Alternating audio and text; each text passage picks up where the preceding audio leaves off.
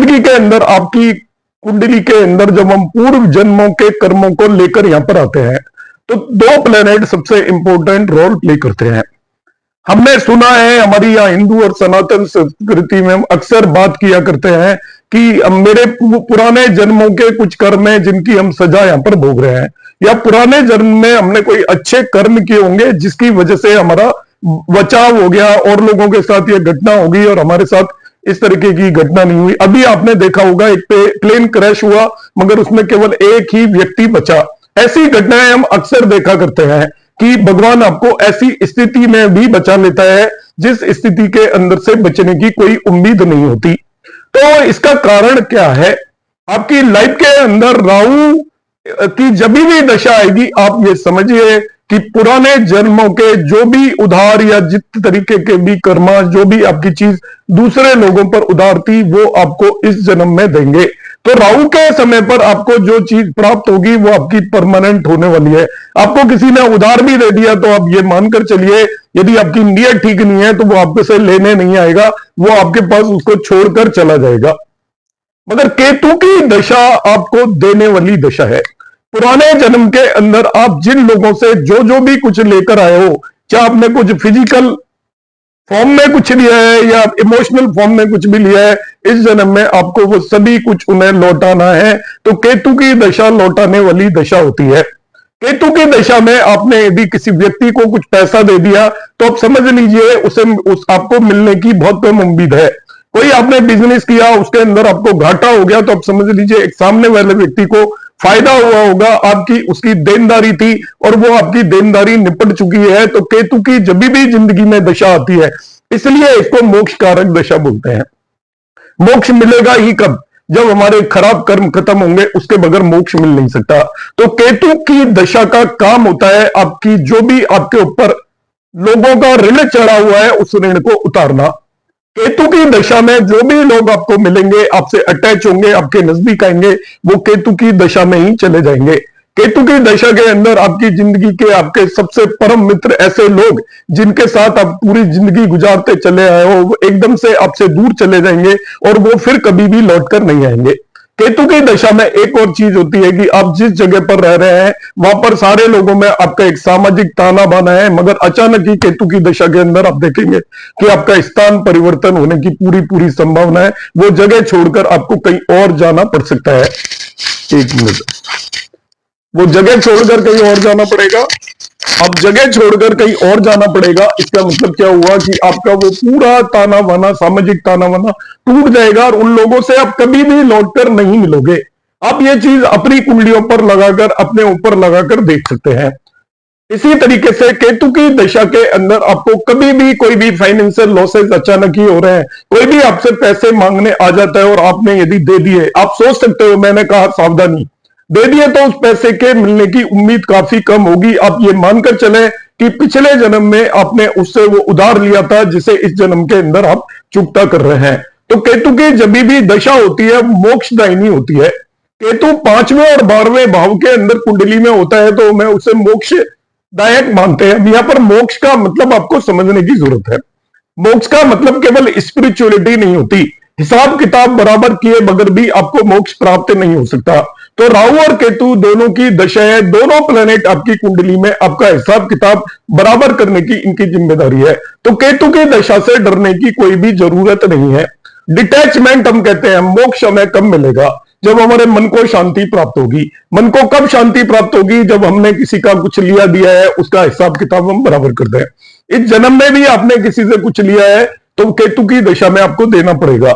और पिछले जन्म का जो उधार जिन लोगों का, जिन आत्माओं को आप लेकर आए हो, वो इस जन्म में आपसे किसी न किसी तरीके से अटैच होंगे और आप उसको इमोशनल सपोर्ट आपको देना पड़ेगा, कहीं पर आपको फिजिकल सपोर्ट देना पड़ेगा, कहीं पर पैसे की फॉर्म में सपोर्ट देना पड़ेगा। और केतु की दशा आपको अपने जो भी फ्रेंड्स आपके उस दशा के अंदर बनेंगे वो केतु की दशा में इसकी बहुत ज्यादा संभावना है कि वो आपसे इतने दूर चले जाएंगे कि आपको वो कभी भी नहीं मिलेंगे। तो केतु ऑलवेज आपको डिटैच करने की कोशिश करता है। यहां पर डिटैचमेंट को अब नेगेटिव वे में ना लगे, आपकी जिंदगी को सही रास्ता दिखाएगा। केतु आपको मोक्ष दिलवाएगा। मोक्ष का मतलब ही ये होता है कि आप यहां पर जो फिजिकल वर्ल्ड है उससे आप डिटैच हो, तो आपके यार दोस्तों से सेपरेशन का भी ये समय होता है। ये किसी तरह की पीड़ा देता है क्या? केतु के समय पर जो पीड़ा मिलती है वो यही पीड़ा है और कोई पीड़ा नहीं है।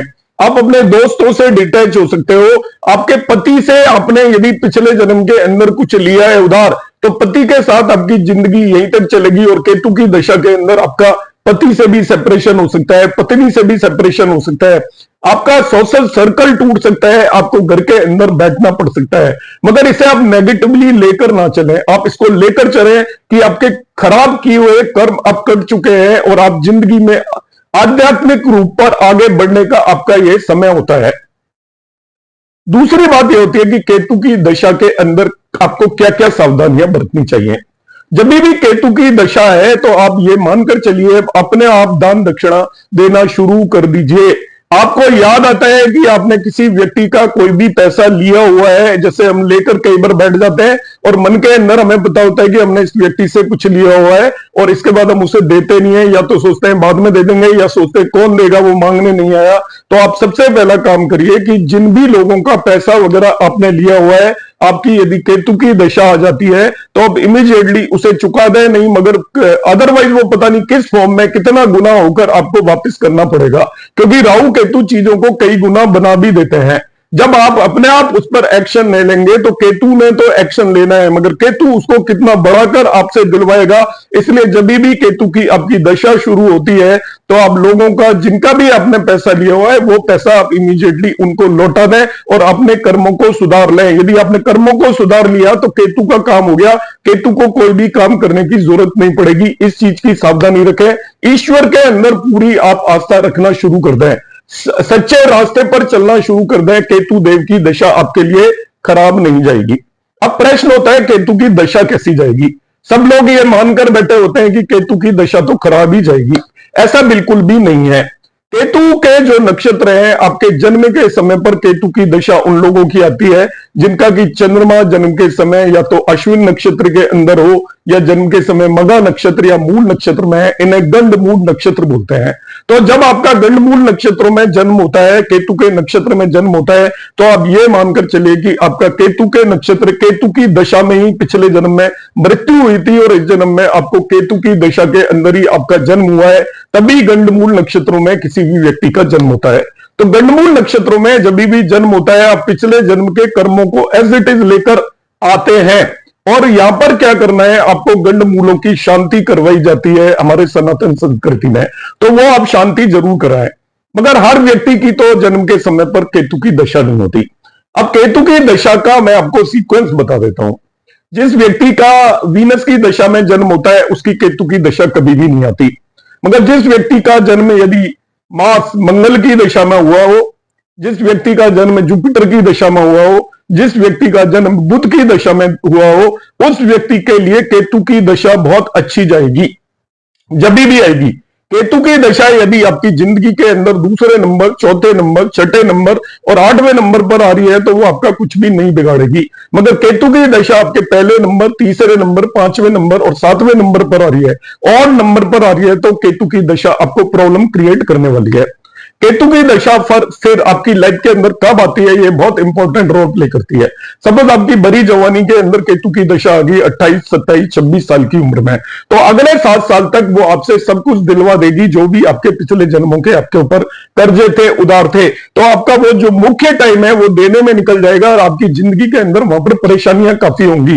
तो यदि आपकी यंग एज के अंदर, युवा अवस्था के अंदर केतु की दशा आती है तो आप सावधान होकर, जिन लोगों का भी आपने इस जन्म में कुछ लिया है उधार वगैरह और किसी भी तरीके का एहसान लिया है और आप उसे चुका सकते हैं तो उसको जरूर चुका दें। चुका सकते हैं तो जरूर चुकाएं, अब नहीं सकते तो फिर कोई बात ही नहीं है, फिर केतु देव भी आपका कुछ ही नहीं करेंगे, क्योंकि वो आपको ऑलरेडी सजा दे रहे हैं कि आपकी चुकाने के हालात नहीं है। मगर हालात है और उसके बाद भी आप रख कर बैठे हैं तो आपके लिए कठिन समय हो सकता है।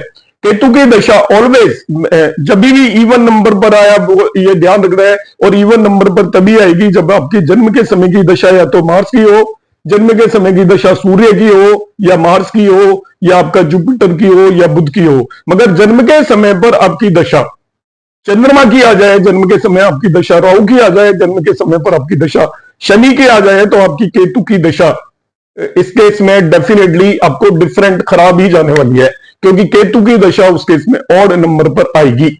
तो जब भी केतु की दशा ऑड नंबर पर आएगी, आपकी विषम संख्या केतु की दशा आएगी, तब आपको डिफिकल्टीज होनी है। और यह भी ध्यान रखना है कि आपकी लाइफ में वो कब आ रही है। यदि वो आपके सही समय पर 20 साल से लेकर 50 साल की उम्र में कभी भी आ रही है, तो वो आपको बहुत तरीके की डिफिकल्टीज देगी। यदि वो 60 साल के बाद आ रही है, तो आप ये मान के चलिए कि वो आपको बहुत ज्यादा परेशान नहीं करेगी, क्योंकि केतु भी 46 साल की उम्र के बाद परेशान करना आपको बंद कर देता है। तो इस तरीके से हम ध्यान रखेंगे कि हमारी केतु की दशा बेटर है या खराब है। बेटर किस तरीके से होती है केतु की दशा? केतु की दशा जब अच्छी भी होगी तो आपको कुछ फाइनेंशियल गेन नहीं देगी, आपको स्पिरिचुअलिटी की तरफ डाइवर्ट कर देगी, आपको पढ़ने लिखने की तरफ डाइवर्ट कर देगी, आपको जन सेवा और नर सेवा की तरफ डाइवर्ट करेगी। जब आप नर सेवा की तरफ डाइवर्ट होंगे तो आपकी जिंदगी के अंदर सुकून होगा, तो वो आपका इस तरीके से बेटर होगी। मगर वो फाइनेंशियल या आपका जो फिजिकल फॉर्म में कभी भी बेटर नहीं होगी कि आपको केतु की दशा में बहुत धन की प्राप्ति होगी, ऐसा कभी भी नहीं होगा। आप दूसरे लोगों के कर्जे चुकाओगे, वो दूसरे लोगों का कर्जा चुकाने का तरीका है। आपका कारोबार बढ़ सकता है और उसके थ्रू आप बहुत सारे लोगों को अपने यहाँ पर काम दे सकते हो, और इस तरीके से भी आप अपना कर्जा चुका सकते हो। इसलिए ये नहीं मानना है कि केतु की दशा हमेशा खराब ही जाएगी। अब अगला जो हिस्सा है जो आपको ध्यान रखना है, वो है रेमेडीज क्या करें यदि हमारी केतु की दशा आ रही है। तो ये बहुत ही इंपॉर्टेंट पार्ट है। केतु की हम रेमेडीज कर सकते हैं, वो स्पिरिचुअल प्लेनेट है, वो वैसे भी रेमेडीज से खुश होता है। उसकी दशा के अंदर आप ईश्वर की तरफ जाए, रेमेडीज की तरफ जाएं, ये उसकी चाह है, क्योंकि आप वो मोक्ष कारक प्लेनेट है और मोक्ष आपको तब तक नहीं मिल सकता जब तक आप ईश्वर की तरफ सरेंडर नहीं करेंगे। तो केतु का मैं आपको सबसे आसान उपाय बता रहा हूं, आप भगवान श्री गणेश की किसी भी फॉर्म में आराधना करें। यदि आप आराधना करने से बचते हैं, आपके बच्चों की केतु की दशा है, तो आप गले में गणेश जी का एक लॉकेट डालना है, चांदी का डाल सकते हैं, सोने का डाल सकते हैं। गणेश जी भी और केतु को रिप्रेजेंट करते हैं। एक्चुअली गणेश जी को जो उनका जन्म हुआ था, उससे आप देखिए कि जब गणेश जी बने थे तो शनि देव ने उन पर दृष्टि डाली, जिससे उनका सिर जो है, हेड, वो वहां पर डिस्ट्रॉय हो गया था। तो उनके ऊपर एक हाथी का सिर लगाया गया था, जो हाथी जैसा सिर देखते हैं गणेश जी को ऊपर सूंड के साथ। केतु का बिल्कुल सेम स्टोरी है गणेश जी वाली। आपको पता है कि जो स्वरभानु राक्षस था, वो आपका अमृत पीने के लिए देवताओं की लाइन में लग गया, और जब उसका सर धड़ से अलग कर दिया था, तो जो नीचे का पोर्शन था वो केतु देव था। तो गणेश जी और केतु की दोनों की सेम रिजेम्बलेंस है, स्टोरी सेम मिलती है। साथ ही साथ यदि जो हम एस्ट्रोलॉजी, ज्योतिष जिसे पढ़ते हैं, ज्योतिष के जो अथर्व वेद, एक वेद के अंदर ज्योतिष आती है, और उसके जो देवता है वो केतु देव है। केतु देव जिनका स्मरण करते हैं वो स्वयं श्री गणेश है। तो आप केतु की जब भी आपकी दशा है, आप गणेश की जिस भी फॉर्म में करना चाहे, आप ओम गण गणपते नमः कर सकते हैं, वक्रतुंड महाकाय सूर्यकोटि संप्रभ, ये वाला आप मंत्र पढ़ सकते हैं। इसी तरीके से आप गणेश जी के मंदिर के अंदर आप दर्शन करने जा सकते हैं, घर के अंदर गणेश जी की आराधना कर सकते हैं, गणेश जी की आरती कर सकते हैं, जैसा भी आपको सुटेबल लगे। और जैसा मैंने बताया, आप गले के अंदर एक लॉकेट भी डाल सकते हैं। तो इस तरीके से गणेश जी की आराधना होगी। और दूसरा आप जो एक उपाय कर सकते हैं, वो श्वान जो होता है आपका कुत्ता, डॉग, आपको घर पर नहीं पालना है। सनातन संस्कृति या हिंदू धर्म में कुत्ते को घर पर नहीं पाला जाता। कुत्ते को आप जो भी गली का कुत्ता हो, उसे ना मारे ना पीटे, उसे प्रोटेक्ट करें, और उसको कुछ भी आप यदि दे सकते हैं खाने के लिए तो इस तरीके से देने की कोशिश करें, क्योंकि वो भी मोक्ष का कारक है। आपको पता है कि महाभारत काल में जब पांडव सीधा ही से शरीर जब वो स्वर्ग में गए, तो उनके साथ एक कुत्ता था। कुत्ता ऑलवेज आपको मोक्ष की तरफ लेकर जाता है, ऐसा इंडिकेशन है। इसलिए जब भी आप एक डॉग की सेवा करते हैं तो वो केतु पैसिफाई होते हैं, केतु सेटिस्फाई होते हैं, और आपकी प्रॉब्लम्स दूर होती हैं। तो इस तरीके से ना ही तो हमें केतु से डरने की जरूरत है, ना ही हमें किसी प्लेनेट से डरने की जरूरत है। आपकी जिंदगी के अंदर जितने भी 9 प्लेनेट है, सभी ने आपको अच्छे और बुरे सभी तरीके के फल देने हैं। आपकी जिंदगी में कभी भी कोई समय लगातार बहुत अच्छा नहीं जाएगा, बहुत खराब नहीं जाएगा। इसलिए हमें भयभीत होने की जरूरत नहीं है। जो भी आपकी जिंदगी की स्कीम भगवान ने डिसाइड की हुई है, उसी फॉर्म में जाने वाली है। आपको केवल एक ध्यान रखना है, दुख में दुखी नहीं होना है, सुख में सुखी नहीं होना है। अपने माइंड का बैलेंस रखना है। जब आप तकलीफ में हैं तो समझिए मेरी सजाएं कट रही हैं, और जब सुख में है तो ये ध्यान रखिएगा कि मैं तकलीफ में भी आने वाला हूं। तो आप जिस तरीके से भी अपने मन को समझाएं, क्योंकि हमारी जिंदगी सुख और दुख दोनों भोगने के लिए बनी है। इसलिए कभी भी जो भी आज के बाद अब केतु के बारे में किसी का भी कोई वीडियो देखें आप बिल्कुल ध्यान ना दें, मैंने आपको सच्चाई बता दी है, इसके अलावा कोई भी सच्चाई नहीं है। आपको यदि मेरा वीडियो पसंद आए तो उसको लाइक और शेयर करना ना भूलें। शेयर करना मैं इसलिए बार बार बोलता हूं क्योंकि मेरी कोशिश होती है कि मैं सच्चाई लेकर आया हूं। जब भी मैं कोई वीडियो देखता हूं तो मैं व्यथित होता हूं, अंदर से दुखी होता हूं कि किस तरीके से लोगों को भ्रमित किया जा रहा है, और वो लोग लौटकर मेरे पास आते हैं भ्रमित होकर, और समझाने के बाद भी नहीं समझते। वो चाहते ही है कि वो उनको उनके ऊपर दया की जाए, ये दिखाया जाए कि आप तो बहुत दुखी हो, बहुत परेशानी में है। लोगों के अंदर ये इच्छा हो चुकी है कि वो हमें अपने आप को दुखी दिखाना चाहते हैं, जबकि इस दुनिया के अंदर कोई भी सुखी नहीं है। ये मृत्यु योग है, मृत्यु लोक है, सॉरी, मृत्यु लोक में जो भी आएगा वो कष्ट भोगेगा, आप ये पक्का मानकर चलिए। इसलिए आप हमेशा अपने मन से स्ट्रोंग रहिए। जो मन से सुखी है वही सुखी होगा, जो मन से दुखी है वो दुखी होगा। नमस्कार, धन्यवाद, हरे कृष्णा।